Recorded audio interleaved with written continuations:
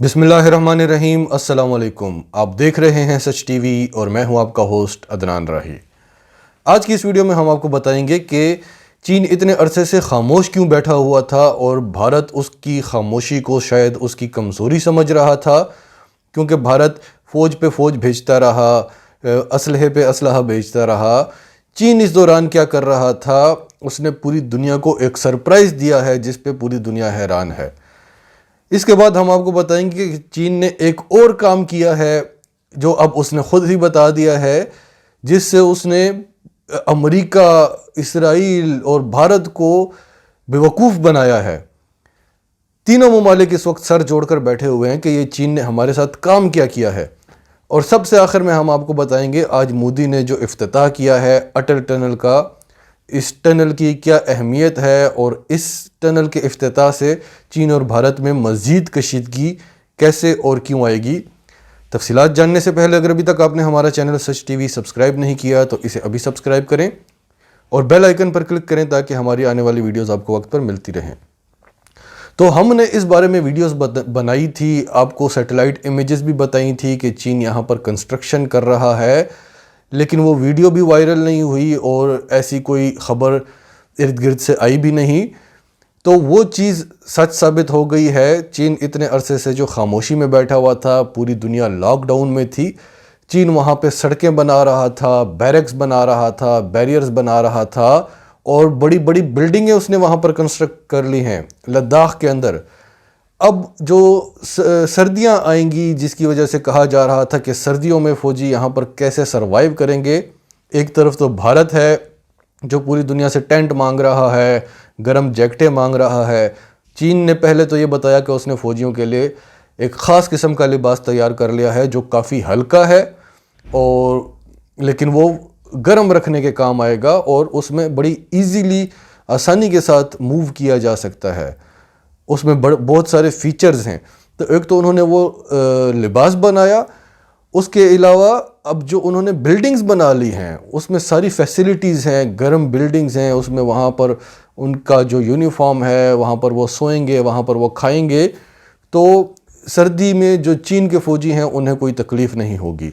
और ये बहुत पुराना तरीका है, जब आप किसी इलाके पर कब्ज़ा करते हो तो जो इलाका आप कब्ज़ा कर चुके हो पहले उसे सिक्योर कैसे करना है।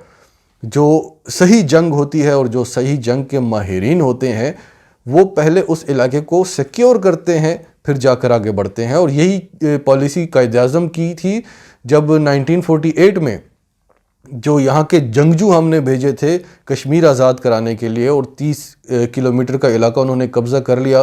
तो पहले उसको सिक्योर किया, वहाँ पर कंस्ट्रक्शन की, बाद में मामला जो है वो यूएन में चला गया, वरना इसी तरह हम आगे बढ़ते बढ़ते कश्मीर को आज़ाद करा लेते। तो वही काम चीन कर रहा है।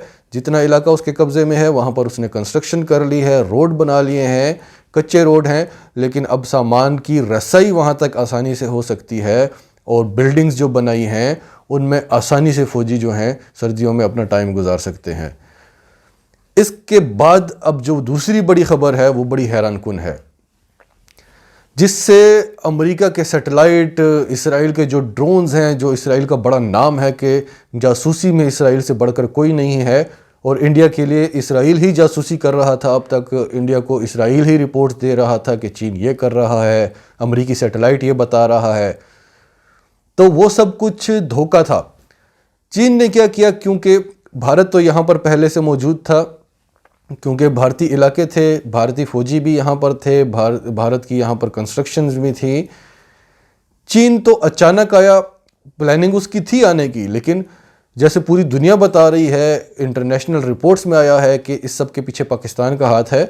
तो चीन को पाकिस्तान ने कहा कि इनकी ये प्लानिंग है, ये अफ़गानिस्तान से फ़ौजें निकाल कर इधर लद्दाख और कश्मीर में बिठाना चाहते हैं। अमेरिका भी बैठेगा, इसराइल भी बैठेगा और उसके बाद इंडिया मज़ीद मजबूत हो जाएगा और फिर इन्होंने गिलगित बल्तिस्तान पर हमला करना है, सीपैक पर हमला करना है।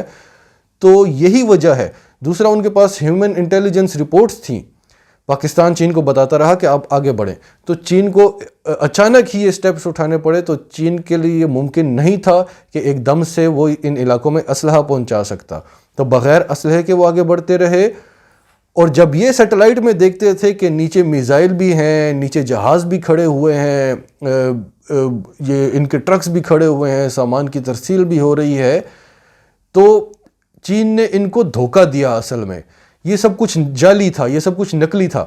تو اب جو امیجز آئی ہیں جو چین نے خود ہی بتا دی ہیں، وہ اصلی میزائل نہیں تھے، وہ بیلونز تھے. وہ بیلونز کی شیپ میں میزائل بنے ہوئے تھے، ٹرکس بنے ہوئے تھے، جہاز بنے ہوئے تھے. تو جب آپ سیٹلائٹ سے دیکھتے ہیں تو آپ زوم کر کے کلیئر نہیں دیکھ سکتے. اوپر سے یہی لگتا ہے کہ چین نے تو یہاں پہ میزائل سسٹم بھی نافذ کیا ہوا ہے. تو ان امیجز سے یہ سامنے آیا کہ وہ جو میزائل تھے وہ اصلی میزائل نہیں تھے. کئی علاقے جہاں پر رسائی تھی وہاں پر چین نے اصلی میزائل بھی پہنچائے، اصلی جہاز بھی پہنچائے، اور جہاں تک رسائی نہیں تھی وہاں پر چین نے بیلونز والے میزائل لگا کے رکھے ہوئے تھے. اسی طرح جہاز، اسی طرح ٹینکس، ان کی بختر بند گاڑیاں، ان کے ٹرکس، جب آپ سیٹلائٹ میں دیکھتے ہیں تو آپ کو لگتا ہے کہ یہاں پر تو میزائل سسٹم نافذ کیا ہوا ہے، لیکن وہ اصلی میزائل سسٹم نہیں تھے. اب چین نے کیوں یہ چیز خود سامنے لے کر آیا ہے؟ کیونکہ اب چین کنسٹرکشن کر چکا ہے، اسلحہ پہنچا چکا ہے. اور دوسری بات یہ کہ وہ بھارت کو اب دھوکے میں رکھنا چاہتا ہے. اگر بھارتی جہازوں کو یہ لگے کہ نہیں یہ تو بیلونز والے میزائل ہیں اور وہ ان علاقوں میں آ گئے تو وہ اصلی میزائل ہوئے، تو چین بھارتی جہازوں کو گرا سکتا ہے اور اس کو کوئی بھی کچھ نہیں کہہ سکے گا، کیونکہ بھارتی جہاز اس کے علاقے میں، اس جنگی ماحول میں جب اس کے علاقوں میں آئیں گے، جن علاقوں پہ ابھی چین کا قبضہ ہے، جب بھارتی جہاز وہاں پر آئیں گے تو چین ان کو آرام سے مار سکتا ہے کہ پہل تو بھارت نے کی ہے.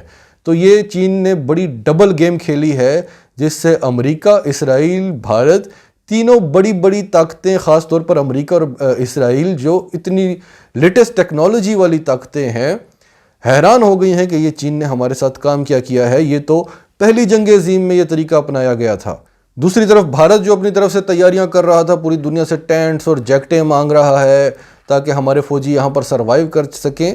چین اپنی مکمل تیاری کر بیٹھا ہے، وہاں پر بلڈنگز بھی بن گئی ہیں، اسلحہ بھی سارا پہنچ چکا ہے. اب بھارت چین کا کچھ بھی نہیں بگاڑ سکتا. بھارت کو چین نے مذاکرات پر لگایا ہوا تھا، مذاکرات پہ یہ چل رہے تھے، کبھی گرم ہوتے تھے، کبھی نرم ہوتے تھے.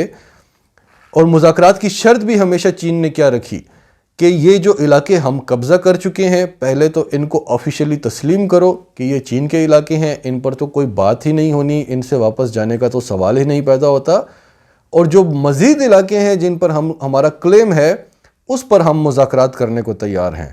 تو بھارت بھی یہ جانتا ہے کہ جب میں آفیشیلی ایکسیپٹ کر لوں تو ایک تو یہ بہت بڑی شرمندگی ہوگی بھارت کے لیے، پوری دنیا کے سامنے وہ ہار مان لے، اور اس کے بعد مزید علاقوں پر جو مذاکرات ہونے ہیں، تو اگر وہ مذاکرات ناکام ہوئے، چین کی یہی شرط رہی کہ نہیں مذاکرات میں ہماری تو یہی شرط ہے کہ تم یہ علاقے چھوڑ کر چلے جاؤ، نہیں تو ہم جنگ کے ذریعے حاصل کر لیں گے، تو ماحول تو وہی رہنا ہے. تو چین نے چاروں طرف سے اس وقت بھارت کو پھنسایا ہوا ہے. آخری خبر جو ہے، آج مودی نے اٹل ٹنل کا افتتاح کیا ہے جو منالی کو لیہ سے ملاتی ہے، یعنی لداخ اور ہماچل پردیش کو ایک کرتی ہے. تو 5-6 گھنٹے کا جو مشکل سفر تھا وہ اب بڑی آسانی کے ساتھ 1 گھنٹے میں طے ہو جائے گا. اس ٹنل کا نام اٹل ٹنل اس لیے رکھا گیا کیونکہ اس کی بنیاد جو رکھی تھی وہ اٹل بہاری واجپئی نے رکھی تھی. اور اس کی اتنی زیادہ امپورٹنس کیوں ہے؟ کیونکہ یہ کشمیر میں بھی مدد دے گی اور یہ لداخ میں بھی مدد دے گی. اس ٹنل کے ایک طرف لداخ ہے، دوسری طرف کشمیر ہے، اور دونوں بارڈر والے ایریاز ہیں، دونوں کشیدگی والے علاقے ہیں. تو ان دونوں علاقوں کے درمیان بھارت کی جو فوج کی رسائی ہے کشمیر کے لیے یا لداخ کے لیے، ان میں یہ ٹنل کافی آسانی پیدا کرے گی. لیکن کیا یہ اتنے خطرناک علاقوں میں اتنی بڑی ٹنل بنانا، کیا یہ محفوظ ہے؟ کیا یہ بھارت کے پاس رہے گی؟ کیونکہ دونوں علاقے جو ہیں وہ کلیم ہے چین کا. لداخ پر بھی چین کا کلیم ہے اور ہماچل پردیش پر بھی چین کا کلیم ہے. اور اگر آپ نے کشمیر تک رسائی حاصل کرنی ہے، اس کی آسانی کے لیے بھی آپ نے یہ ٹنل بنائی ہے، تو کشمیر پر پاکستان کا کلیم ہے. تو بھارت کو اس ٹنل کا کوئی فائدہ ہونا نہیں ہے.